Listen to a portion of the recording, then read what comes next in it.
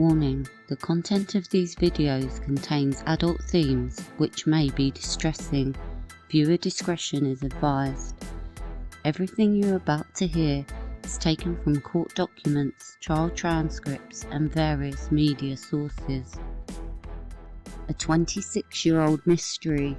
A doting mother and her two beautiful young boys attacked in the dead of night. A story of unimaginable tragedy. The murder of two precious boys compounded by their innocent mother railroaded by police and sentenced to death. I take you beyond the headlines and inside the case files in the courtroom of the Routier murders. I will present and analyse the evidence and facts of the case like you have never seen them before. A failed investigation, a contaminated crime scene, fabricated evidence, junk science, character assassination, prosecutorial misconduct, and a killer roaming free. With a live episode and special guests close to the case and close to Darlie, join me as we delve into the mystery, dying for justice, the wrongful conviction of Darlie Routier. Hello everyone, and welcome back to True Crime with Mystery Maverick. Today we return to the suburban town of Rowlett, Texas, where we look at the aftermath of the boys' murders and the media frenzy that ensued. We will open up the case files of the Routier murders, the initial crime scene investigation, police interviews and subsequent arrest, as we delve into the mystery, dying for justice, the wrongful conviction of Darlie Routier.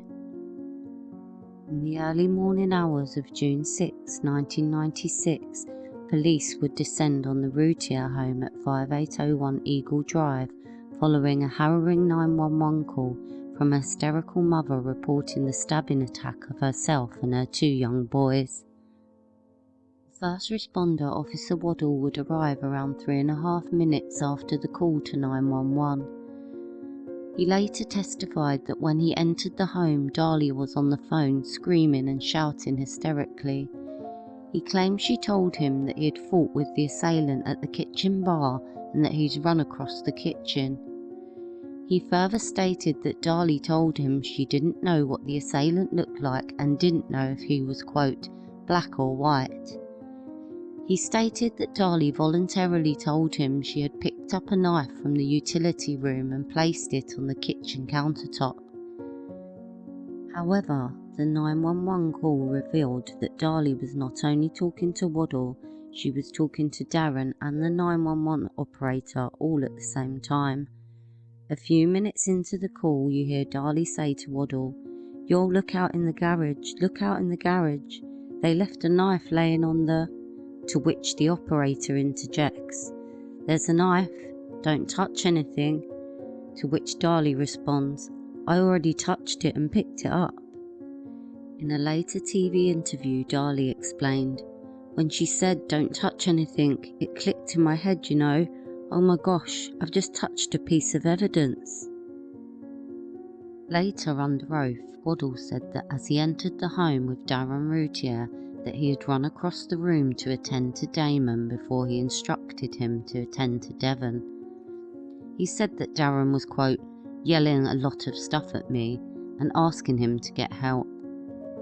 According to Darren, he was already tending to Devon when Waddle entered the room, and the officer was in complete shock and that he had yelled at him, "Don't just stand there, get some help."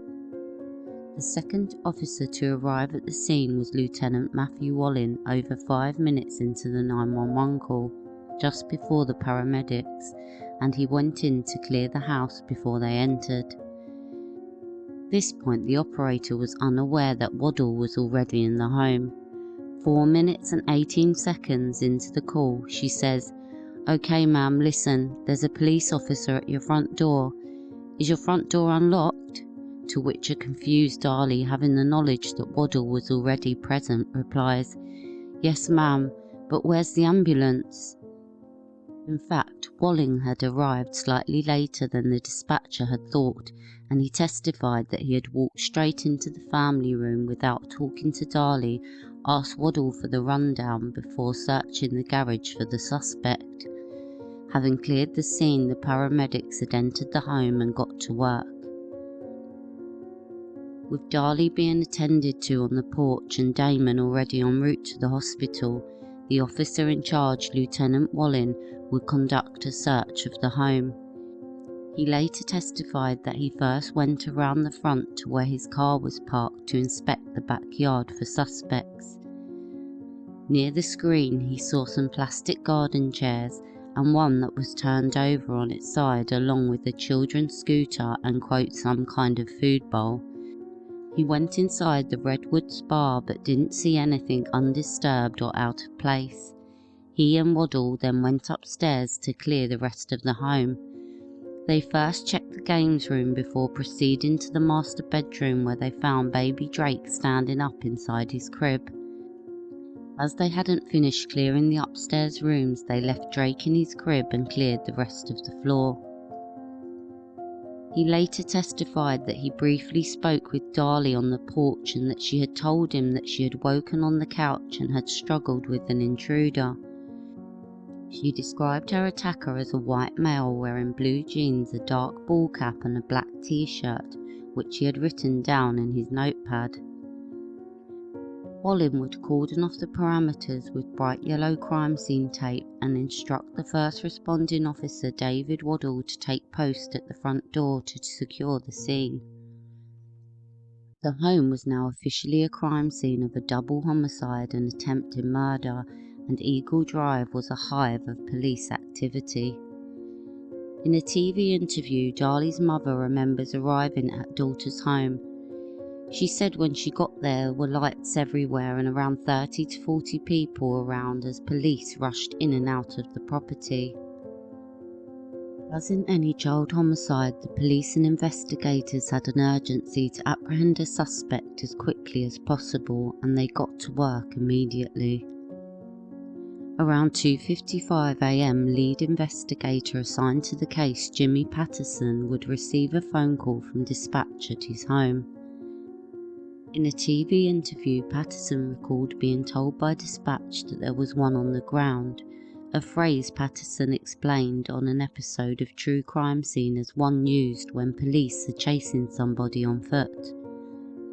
He later testified that after the call he hurriedly dressed before rushing to the crime scene.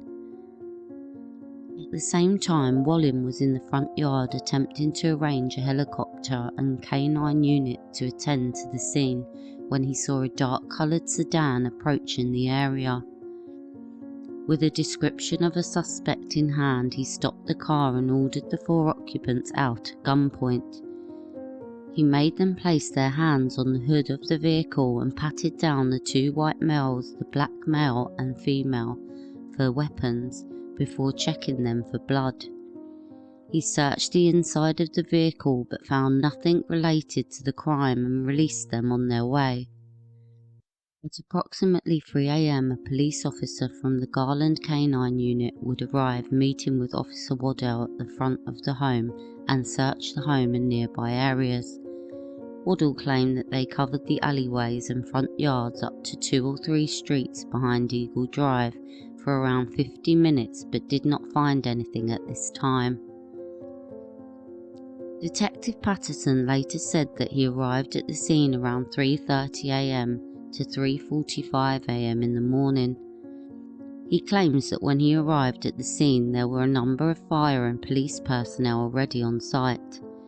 He said he talked to the sergeant in charge, Matthew Walling, for a few minutes to gather the information on what had happened, then peered around Officer Steve Wade on guard at the front door without going in. Police had identified a possible point of entry through a cut screen that covered the window inside the Routier's garage.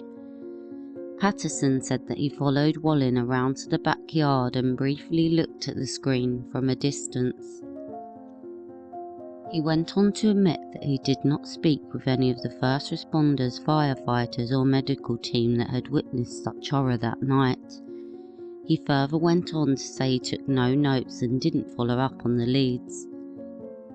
Several of the neighbours at the scene had approached Patterson reporting a black and/or dark car acting suspiciously around the time of the murders, and one on the very same evening.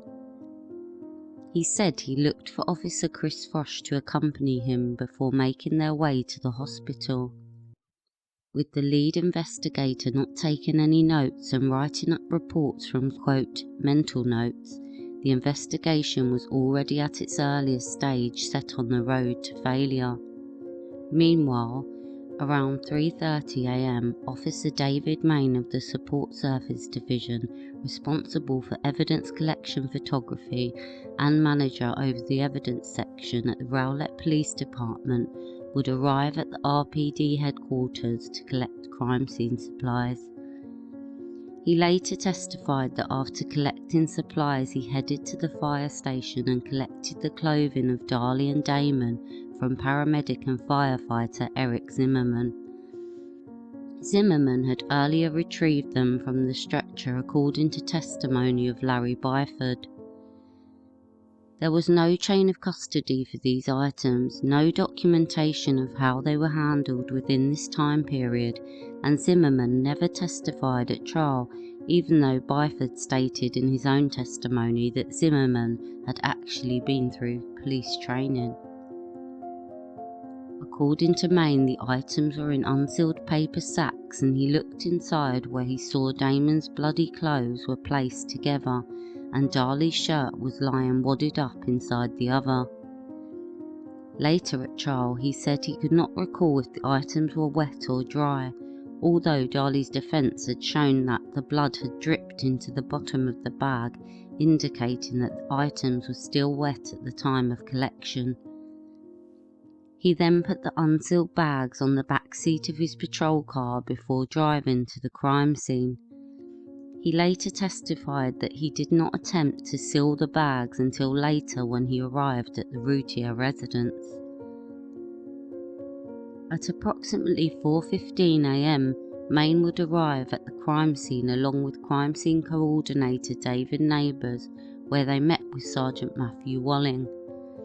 Meanwhile, having briefly passed by the station to collect flashlights, Sergeant Thomas Dean Ward had arrived at the scene too. He met with his supervisor Grant Jack, who had instructed him to supervise the outside parameters. He set about his duties, placing Officer Waddle at the north end and Officer Steve Wade at the south end of the alleyway behind the Routier home. He instructed both officers to stop anyone coming in and out of the alleyway and to question anyone that approached the area. His next duty was to make a sweep of the neighbourhood, and he enlisted Officer Steve Ferry to assist him in the search of the alleyway. The night sky was still looming with darkness, and the two officers began searching, looking for any evidence an intruder may have left behind. They climbed fences and gazed in gardens. They opened trash cans and looked underneath cars and inside boats. They rustled in shrubs and examined the pavements, gutters and storm drains, but found no evidence they thought might be connected to the offence. Until they reached the third house down from the Routier home. There, lying next to a trash can receptacle, close to a large storm drain, was a white-coloured tube sock which seemed out of place. Upon closer inspection, he could see a small circular stain that appeared to be blood, and he scanned around with his flashlight for any further traces of blood. He looked in the trash container next to the sock and looked as far as he could down the storm drain, but saw nothing unusual or any traces of blood. He then stood over the sock while he waited for Main to come and collect it as evidence. In an episode of Forensic Files, it states that police bloodhounds were not able to trace the intruder's scent beyond the location of the sock, suggesting that whoever had left the sock had not returned to the home but had likely vacated in a vehicle. Main testified that within an hour of arriving at the scene, he went and met with Officer Tom Ward halfway down the alleyway 2 houses down behind the Routier home, where he photographed a white tube sock that appeared to have blood on it. He claims that after collecting the sock, he took it inside the Routier home where he administered a presumptive blood test in a dining area inside the kitchen, further increasing the likelihood of cross-contamination before taking it to his car and stapling on an evidence tag. He then claims he photographed the exterior of the Routier home. However, in his later testimony, there is a discrepancy between his notes and his testimony, and whether this occurred before or after he collected the sock. He testified that his notes that he says he took at the time were wrong, and that his testimony was correct, but he didn't notice until he had discussed it with other officers prior to the trial.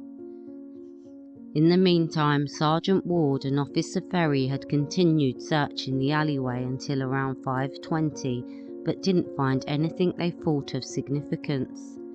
The search of the alleyway complete, Ward decided to canvass the area, and just before 6 a.m. the two officers began waking up local residents to see if they had seen or heard anything unusual in the night. Ward later testified that they went to about 12 to 15 houses along Willowbrook Drive and part of Eagle Drive. Lead investigator Jimmy Patterson had already arrived at Baylor University Hospital around 4:30 a.m. to interview the surviving victim. According to trial testimony, the little notes he did take suggest that he first spoke with a nurse named Teresa Powell for a while before going to see the ME, whose name he couldn't remember and of course hadn't written down. He later testified that he made his way to the waiting room where Darlie Routier was with his neighbour Terry Neal and Detective Frosch. He says he and Frosch asked Terry to step out of the room so they could speak with Darren alone. Although it is not clear when, as he never mentioned it at trial, Patterson said on an episode of True Crime Scene that he recalled a strange encounter with Darlie Routier straight after the murders. Darren comes up to me. This is the first thing he says. He talks about how big his wife's breasts are. He talks about how pretty his wife is. He talks about how this is the biggest thing that's happened in the city of Rowlett. He doesn't ask me about his children, so I just found his actions to be a little strange. However, under cross-examination, he stated that he spoke to Darren for around half an hour at the hospital, again taking mental notes, while Officer Frosch, he thinks, took down written ones, but there is no documentation available of this interview. After talking with Darren, Patterson made his way to the emergency room where he viewed the lifeless body of Damon Routier for a few moments before heading outside. He then made a phone call to dispatch the head of crime scene officer in the department, Sergeant Neighbours, to the crime scene and another to the hospital. According to Patterson, he said he spoke with Detective Frosch for a while until the crime scene unit arrived. Officer Dwayne Bedingfield arrived at the hospital a short while later and was given the morbid task of photographing Damon's fatal injuries. A short while later, Darlie Key had turned up and was allowed to go and see her grandson for the final time. Just after 6 a.m. in the morning, private police personnel of the Baylor University Hospital, Phyllis Jackson, would advise Patterson that Darlie was now out of surgery and escorted them to the ICU unit. The nurse on duty, Christopher Wilgoz, had recalled that he attended to Darlie after surgery and that she was complaining of being in pain, so he administered 25 milligrams of Demerol to her, as he knew the police were on their way to question her. An anxious and frightened Darlie, having not long awoken from surgery, was approached by investigators Patterson and Frosch. Still groggy from the anaesthesia and on pain medication, Darlie was asked by Patterson if she was okay to speak with them about the events of that night. Less than 3.5 hours after she had made the 911 call, and in the presence of Frosch and a male nurse, Patterson would interview Darlie at her bedside. Darlie agreed to talk to the officers. She wanted to help them find whoever did this and was unconcerned about her own medical condition.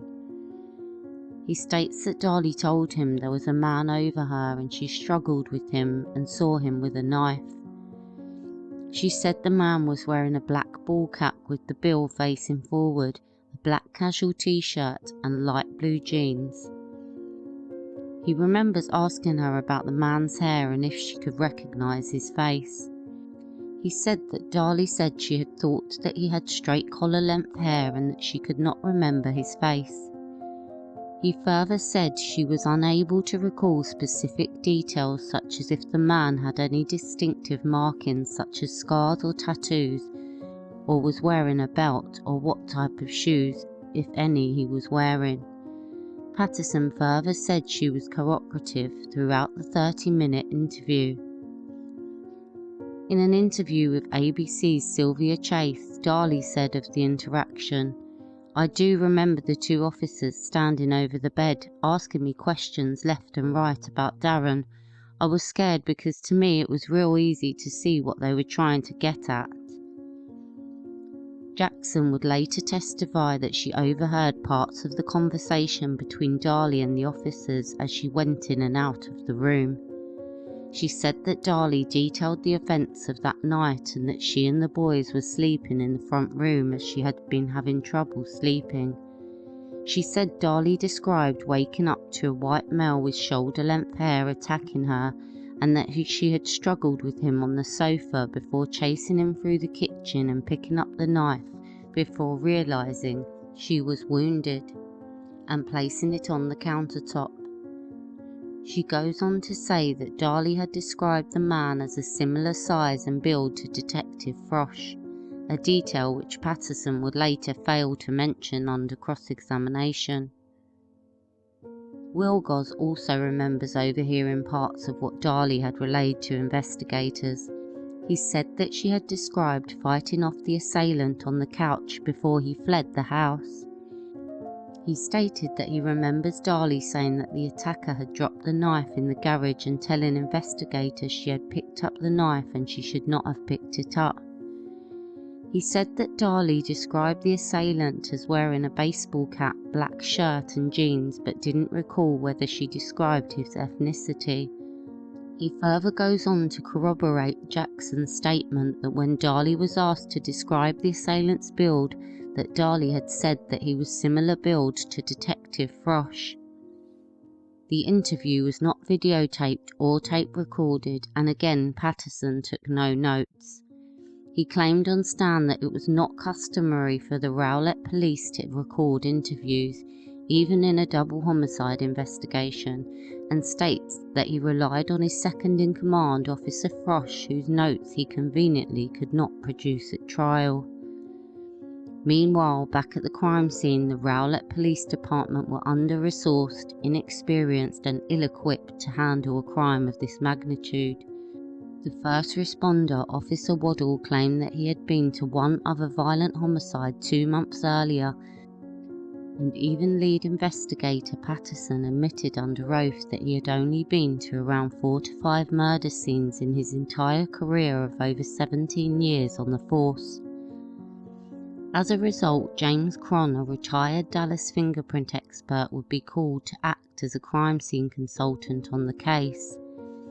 According to his later testimony, Cron said that he had received an early morning phone call around 5 a.m. from a Rowlett police dispatcher requesting his assistance on a double homicide at 5801 Eagle Drive. He claims he had previously conducted training for the small force on several occasions in the years prior to 1996. He claims he arrived at the residence around 5:45 a.m.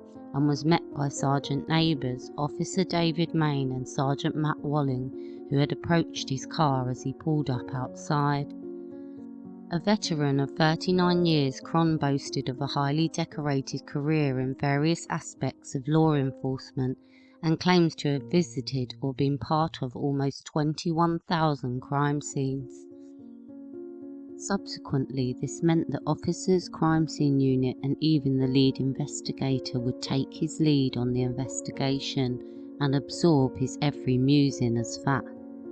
To such unknowledgeable officers, this must have been as if Sherlock Holmes himself had graced their presence to crack the case, save the day, and essentially take the pressure off them. Officer Main later testified that having waited for Cron outside the home, he, Wallin and the Routier's neighbour Karen Neal briefly entered the home before exiting with baby Drake. After Karen's exit with the baby, James Cron and David Neighbours would enter the house while himself and Wallin remained inside. Lieutenant Matthew Wallin would then lead the officers and Cron through the crime scene, pointing out various aspects as they went. Main was unable to recall in which order they went, but believed that Wallin was leading the procession. Under direct examination, Cron described entering the hallway, which was covered in blood, and looking around at the walls, floors and ceiling, and inside the two adjacent rooms for anything unusual. He said as he went inside the family room, he saw excessive amounts of blood on the carpet, and a young boy laying face up at the far side of the room, and a coffee table, quote, knocked ajar. This was around 6:11 a.m. in the morning, by which point Devon's body had been left at the crime scene in the rising heat for over 3.5 hours already. This is not only disrespectful and distasteful, but every hour that passed meant that vital DNA evidence was degrading and possibly lost forever. In addition, Officer Waddell later testified that paramedics had placed a blanket over Devon, further increasing the risk of cross-contamination. Cron then made his way into the kitchen, where he noticed a wine rack, various blood drops, broken glass and a vacuum cleaner turned over on its side. To his left, he noted there was blood in the kitchen sink and an open drawer next to it with various rags and cloths hanging out, and a bloody knife on the kitchen counter. He said as the group progressed through the kitchen, he noticed more blood drops leading out of the utility room. As he approached the utility room, he noticed bloody prints and smears on the door leading out to the garage, and a washing basket with blood drops on the floor and washing machine, along with a black baseball cap with a logo on the front. According to Main, when they approached the garage, they all took turns to look at the window screen as the others stood aside by the animal cage. According to Cron, when he viewed the scene, he noticed that there was a layer of dust across the entire length of the windowsill. He described it as like new fallen snow, and said it was clear to him that no one had been through it. The officers exited through the nook area and dining room and walked back around into the hallway. Main said he was then directed to begin photographing the crime scene. He began by photographing the hallway before proceeding to photograph various parts of the family room. Cron said he made his way around the house to the backyard, looking in flower beds and bushes as he went. He checked the areas of mulch in the backyard and found it strange that it had not seemed to be disturbed. He looked at the exterior of the fence and could not see any scuff marks or blood. He did notice that you could see through the blinds covering the sliding glass door into the interior of the family room. However, he felt the evidence he was seeing was inconsistent with what he was being told by the Rowlett police officers. In what would go down in history as the quickest crime scene analysis ever conducted on the planet, Cron stated within 20 to 30 minutes of the crime scene walkthrough, he knew that there was no intruder, and that he believed someone in the home was responsible for the crime. He testified that there wasn't one particular item that had brought him to that conclusion, but the overall picture. Cron wasted no time in gathering the officers at the scene and informing them of his conclusions. In an interview on True Crime Scene, Cron later stated, it began about 30 minutes and the Rowlett police did too, and we felt that there was no intruder. The failed investigation was already underway, and Cron's rush to judgment had now sent it hurtling down the route of tunnel vision. This meant that evidence collection was then directed towards proving that theory, and any exculpatory evidence of an intruder was subsequently ignored. Darlie's later trial co-counsel Richard Mosty said, "I think Mr. Crum missed his calling. What he should be is a psychic reader. He was out there 20 minutes on the scene, and he's already solved the case. Doesn't have a fingerprint, hadn't talked to anybody, hadn't seen any of the evidence." Saying the Rowlett Police Department were under-resourced would be a gross understatement in terms of evidence collection. Evidence was moved before the scene had been documented, and no record or description of items and their collection was available at trial. Bloody evidence was not dried prior to being collected and stored in open and unsecure Orbiston's bags piled together in the Routier's hallway or in Maine's vehicle, and no chain of custody was adhered to. Photographs were taken without the appropriate lighting, and evidence markers to show the relationship between items were non-existent. Bloody evidence was moved around the scene, and there was a failure to document where they had originally been. Officer Main later admitted at trial that he took no logs of the photographs and could not tell which photo was taken when and what order they were taken in, and or if items had been moved before or after they were taken. Main found folders at the end of the couch Darlie had slept on. He took a pillow that was on the floor in the family room, taking the paperwork out of the folders and placing them on the couch on top of the pillow. A lampshade next to where Darlie had slept had been moved several times. In one photo, it had been knocked down onto the sofa, and in another it had been moved back up.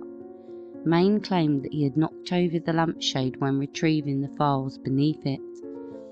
The plastic runner that lay over the entryway and covered the carpets of the family room was gathered up in one picture and straightened back out in another. In addition, Main would take it upon himself to make his own determinations about the value of items of evidence in its collection. Decisions that should have been made and directed by the lead investigator or the crime scene coordinator. All around the crime scene were bloody towels and rags, which Main claims to have collected, quote, many. However, he had decided that a white towel next to Devon's body was not important or had no evidentiary value, which was left at the crime scene for a number of days prior to collection. Similarly, he collected only the documents that he had photographed from the files and did not take an inventory or note which files the documents had originally come from. Main only took what he perceived to be of importance, which strangely included a brochure of a cat burial relating to Darlie's beloved cat Smoke, who had died the year prior, and a pad with magazine cuttings of house decor. He later wrote up a report stating only the papers he did collect, including birth certificates, steno pads, and Darren and Darlie's insurance policies. He would also collect some of the broken glass on the kitchen floor, but not the stem of the base. When asked at trial why and how he had made those decisions, he could not give an adequate answer. Ron continued to look around the home for further clues, and it seemed by this point that everything he came across strengthened his theory of the crime. He noticed a vacuum cleaner lying on the kitchen floor with what looked like bloody hand smears on the handle, blood on the wheels, and blood that had dripped onto the body. He had Officer Main lift it up so he could inspect underneath, which revealed bloody roll marks and bloody bare footprints with glass on top of them. He thought it strange that there was no blood on the glass and asked the officers to check if Darlie had any cuts on her feet. He noticed bloody bare footprints towards and away from the kitchen sink, but could not see any towards the utility room where Darlie had said she had picked up the knife. He turned his attention to the wine rack. He didn't notice any blood on the wine rack and or glasses and bottles inside. He claimed at trial he did not see any broken glass or glasses inside the wine rack. He said he examined the wine rack to see what force would be necessary to move it. He claimed he shook it, rattled it and bumped into it to see if any glass would fall off, and it was unsuccessful. The next officer to process the scene was patrolman and crime scene officer Charles Hamilton. According to later testimony, Hamilton had arrived at the Routier home just before 9 a.m. on June the 6th and was instructed to dust for latent prints. On his arrival, he spent the first hour assisting another officer, Ray Clark, in measuring the Routier home to generate a crime scene sketch. Later at trial, he stated that he could not remember where or how they measured the inside of the home, but remembered measuring the exterior parameters. He stated that after that he had then consulted with his supervisor David Neighbours regarding which areas to process for fingerprints. He said that Neighbours had instructed him to begin with the garage window and cut screen as it was a possible point of entry. Using black carbon fingerprint powder and department-issued fingerprint brushes, he proceeded to dust the metal screen frame, the window as well as the window frame. He later testified that he had managed to lift several fingerprints from the bottom inside portion of the garage window. At some point he also dusted the outside of the window but could not remember in what order or even how he accessed the outside. Nevertheless, he testified under oath that after processing the screen he had worked his way back inside through the utility room and into the kitchen.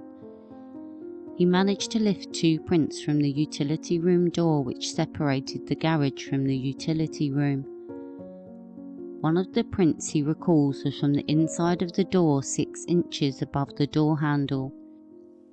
He then went on to process the washer dryer inside the utility room and the front of the refrigerator door, kitchen countertops and kitchen drawers, but was unable to lift any prints. He then processed the bowl and stem of the broken glass on the kitchen floor. He said he picked it up and placed it onto the kitchen countertop before dusting it for prints, but was unable to lift any. Essentially, he also had moved evidence around and possibly contaminated the crime scene. Next, he had processed various parts of the family room where the crime had occurred. He said that he could see a visible fingerprint on the north edge of a large glass table in between the family room and the kitchen. The latent print was in dried blood and he could visibly see the friction ridges prior to even lifting it. He took 2 lifts of the print and he had photographed it using the same camera previously used by Maine. He further processed a smaller glass coffee table in the centre of the family room and a large vase that was knocked ajar on top of it, but again was unable to lift any prints. He then went back and processed the kitchen island that separated the family room and the kitchen, and the front door both inside and out, but once again could not lift a single print. It is not clear when, at some point, he processed several items in the backyard, including some plastic chairs, the window next to the cut screen, and the sliding glass door that led to the family room. Although he could not lift any prints from the chairs or the window, he managed to lift 1 print from the outside trim of the window above the door handle. He claimed to have spent at least 5 hours or more lifting prints alone. Later on in the afternoon, he was further instructed to take photographs of the kitchen sink at the request of forensic serologist Catherine Long. In an episode of Death Row Stories, Darlie's later co-counsel Richard Mosty stated, "I think the Rowlett Police Department were entirely overwhelmed and that they didn't know what to do. The way they were handling evidence, the way they were trying to take pictures, they have a camera guy going through there while others were picking up evidence. It was just absolute chaos." Patterson said he too had arrived back at the Routier home around 8 or 9 a.m. and met with both neighbours and retired detective James Cron, who would guide him around the scene. Patterson described seeing some towels in the hallway and bloody what he referred to as rags around various parts of the scene. He claims he saw the broken glass in the kitchen but never stood on any, and that his officers were well trained not to disturb evidence. He says that when they took him to the backyard that Cronin neighbours had pointed out to him their findings. He said that they pointed out the undisturbed mulch just outside of the cut screen. Neighbours pointed out to the detective the security light right in the backyard that would stay lit for 18 minutes after activation. According to Sergeant Ward, in the light of day, he and Patterson then conducted a second search of the alleyway behind the Routier home. They again searched trash cans, boats and back gardens for anything connected to the crime. Upon reaching 5709 Eagle Drive, directly opposite where he had earlier found the sock, the garden of a house on Willowbrook Drive, he noticed some knives and a screwdriver. He later testified that he observed the implements from around 5 to 6 feet away. He said there was a yellow-handled screwdriver and a butcher knife sticking out of the ground, and a metallic bladed knife laying on the ground in some flower beds. He said that they were covered in wet mud, and so he decided they were unrelated to the offence. He took no photographs and didn't attempt to collect them as evidence. When asked the reasoning behind his decision, he stated that Patterson was with him at the time and he had told him. He left the items in the garden and didn't go back to the home on Willowbrook to ask the residents about them.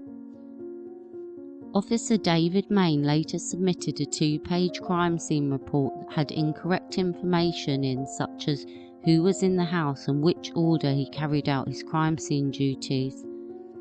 A detailed description of the crime scene or evidence collection procedures were not appropriately documented. The crime scene coordinator, David Neighbours, who has been very vocal about his part in the investigation and even expressing his views on Darlie's guilt and his hope for her to die on TV interviews over the years, did not testify at trial. Other officers at the crime scene the night of the murders took no notes despite having police-issued whip-out pads in their possession.